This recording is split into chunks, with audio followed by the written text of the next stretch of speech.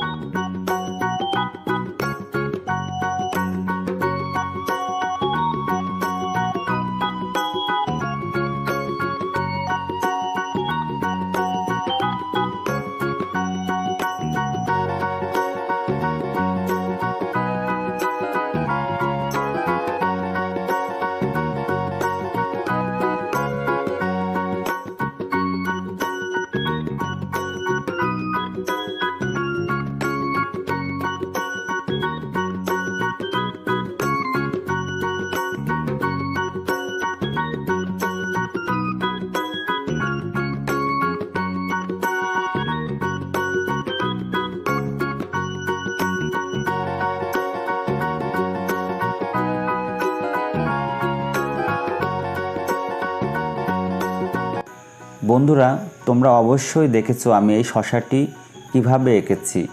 এখন আমি রং করব। বিভিন্ন রঙের মাধ্যমে আমি এই শসাটিকে ফুটিয়ে তুলব। তোমরা কিন্তু খুব মনোযোগ দিয়ে দেখবে যে কোন রঙের পরে আমি কোন রং ব্যবহার করি। তাহলে আর দেরি না করে তোমরা খুব মনোযোগ দিয়ে দেখো।